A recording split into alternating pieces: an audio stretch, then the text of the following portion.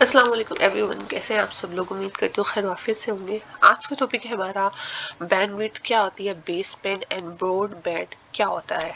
First slide की तरफ move करते हैं। बैंड विड्थ आपके पास वो अमाउंट ऑफ डेटा होता है जो एक वक्त के अंदर किसी कम्युनिकेशन मीडिया को इस्तेमाल कर कर सेंडर से रिसीवर या फिर किसी एक कंप्यूटर से मल्टीपल कंप्यूटर को ट्रांसफर किया जाता है। In short amount of data मतलब फॉर एग्जांपल अगर आप एक साथ 5 फाइल्स भेज देते हैं, ठीक है, तो वो उसकी बैंडविड्थ है कि 5 फाइल को एक साथ भेजा जा सकता है। लेकिन समटाइम्स क्या होता है कि एक वक्त में एक फाइल ट्रांसफर हो रही है, तो उसकी बैंडविड्थ क्या होगी कि एक फाइल जो है वो एक वक्त में ट्रांसफर की जाती है। तो कितना डेटा आप एक वक्त में भेज सकते हो एक जगह से किसी भी कम्युनिकेशन मीडिया को इस्तेमाल कर कर, वो कहलाता है बैंडविड्थ। तो बैंडविड्थ जो है वो डिजिटल सिग्नल्स में जो है वो मैयर करती है, ठीक है, अमाउंट ऑफ डेटा को कि बिट्स पर सेकंड में, यानी एक सेकंड में कितनी बिट्स ट्रांसफर होगी या फिर एक सेकंड में कितनी बाइट्स ट्रांसफर होंगी। बैंडविड्थ जो है वो एनालॉग सिग्नल्स की मैयर की जाती है साइकिल्स में, सेकंड्स में या फिर हर्ट्ज में, ठीक है। जैसे यहाँ पर एक इमेज शो हो रही है जिसमें आपको एक मिनट पे पेन ले लेते हैं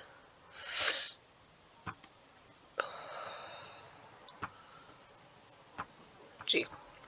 ये जो आपको इतना सा ये बॉक्स नजर आ रहा है, ये हमारे पास जो है वो बैंडविड्थ है, ठीक है। कि इसमें जो है ये जो एक रेक्टेंगल है वो शो करा रहा है कि इसमें से एक भी ट्रांसफर हो गई। तो मल्टीपल जो यहाँ पर आपको रेक्टेंगल्स नजर आ रहे हैं, इसका मतलब है कि एक टाइम के अंदर इतनी बिट्स को ट्रांसफर किया जा सकता है। जितनी ज्यादा बैंडविड्थ होगी उतनी जल्दी डेटा ट्रांसफर हो जाएगा और आपका काम जो है वो आसान हो जाएगा। जितनी कम बैंडविड्थ होगी उतना डेटा स्लो मोशन में ट्रांसफर होगा और उतना ही टाइम कंज्यूमिंग हो जाता है, ठीक है।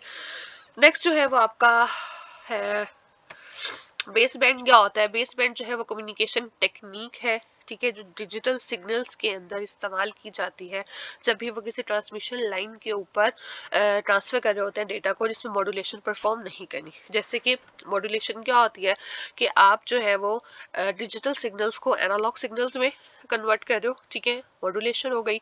और फिर आपको बेस बैंड के अंदर इस तरह के कन्वर्ट करने की जरूरत नहीं पड़ती कि आप डिजिटल सिग्नल्स को किसी और सिग्नल में कन्वर्ट करो, देन उसको किसी ट्रांसमिशन लाइन यानी कि किसी भी phone cables, fibre optic cable या फिर और किसी टर्म में जो है वो किसी एक जगह से दूसरी जगह ट्रांसफर करें।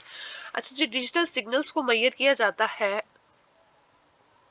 ठीक है, हम पीछे पढ़ चुके हैं कि आप जो है उसे पर सेकंड, बिट्स पर सेकंड या बाइट्स पर सेकंड में जो है वो मैयर कर सकते हो। अच्छा, बेस बैंड जो है वो उसका मतलब क्या होता है कि आप डायरेक्टली किसी भी फॉर्म ऑफ डेटा को ट्रांसफर कर सकते हो ट्रांसमिशन लाइन पे एक जगह से दूसरी जगह। और ये जो है वो एक वक्त के अंदर एक ही सिग्नल को ट्रांसमिट कर सकती है, इसका मतलब कि स्लो है। डिजिटल सिग्नल्स जो है वो कॉमनली यहाँ पर बेस बैंड सिग्नल्स कहा जाता है, क्योंकि ये किसी भी फॉर्म में कन्वर्ट होकर नहीं जा रहे। अक्सर क्या होता है कि अगर सेंडर को कोई डेटा भेजना है तो वो डिजिटल फॉर्म से एनालॉग में कन्वर्ट होता है, देन फिर दूसरे डिवाइस के पास पहुंचता है, वहां से एनालॉग में फिर से कन्वर्ट होता है डिजिटल सिग्नल्स में, देन उसके ऊपर कोई काम परफॉर्म किया जाता है।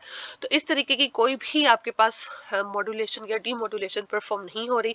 जिस फॉर्म में डेटा था उसी फॉर्म में एक जगह से दूसरी जगह ट्रांसफर किया जा रहा है। ब्रॉडबैंड क्या होता है? ब्रॉडबैंड जो है आपके पास एक टेक्निक है ताकि आप लार्ज अमाउंट ऑफ डेटा को, जैसे कि वीडियोस हैं या फिर वॉइस है, उन्हें लंबे डिस्टेंस तक जो है वो ट्रांसफर कर सकें। अगर हम देखें तो सबसे पहला जो हमने टॉपिक पढ़ा था वो था हमारे पास बैंड विड्थ। बैंडविड्थ जो है वो बेसिकली कंप्यूटर सिस्टम के अंदर इस्तेमाल होती है, लेकिन जब मुझे एक कंप्यूटर से दूसरे कंप्यूटर को कोई डेटा भेजना है तो उसके लिए तो बैंडविड्थ इस्तेमाल नहीं हो सकती, ठीक है। तो जब डिस्टेंस ज्यादा हो जाएगा तो उसके लिए आप ब्रॉड बैंड को इस्तेमाल करते हो, जो लार्ज अमाउंट ऑफ डेटा को एक जगह से दूसरी जगह, जो एक दूसरे से बहुत ज्यादा दूर है, डेटा को ट्रांसफर कर सकती है। It can send data bye modulation each signals on जो है डिफरेंट फ्रीक्वेंसी।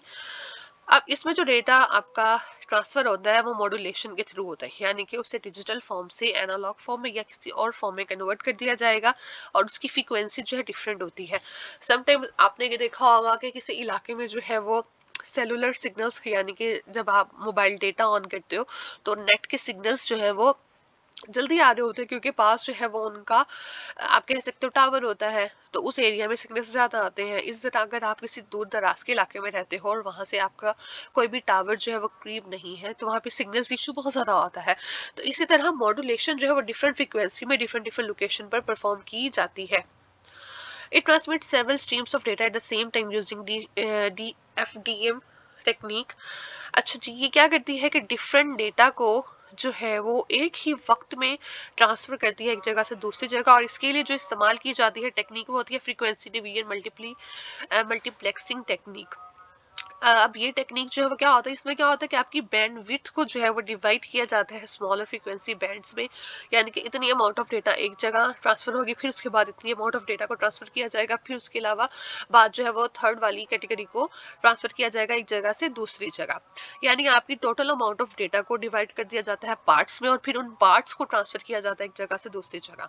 ईच पार्ट जो है कम्युनिकेशन लाइन का जो है वो आप इस्तेमाल करते हो ट्रांसमिशन डेटा के लिए सेपरेट तौर पर। यानी कि अगर कम्युनिकेशन लाइन में 16 बिट्स का जो है वो आपके पास पार्ट है, तो हर बिट में जो है वो 16 टाइप ऑफ डेटा को ट्रांसफर किया जाएगा।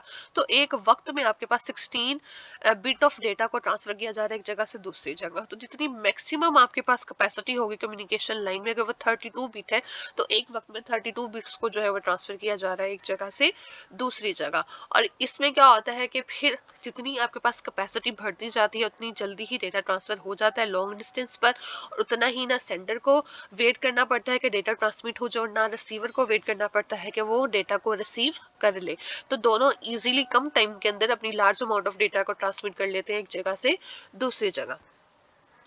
अच्छा जी, ब्रॉडबैंड जो है वो फास्टर होता है एज कम्पेयर टू बेसबैंड, क्योंकि ये एक तो लॉन्ग डिस्टेंस तक डेटा को ट्रांसफर करा रहा है, और दूसरी चीज़ क्या है कि आप जो है वो इजीली फास्टर वे के अंदर अच्छी क्वालिटी का डेटा एक जगह से दूसरी जगह ट्रांसफर कर लेते हो।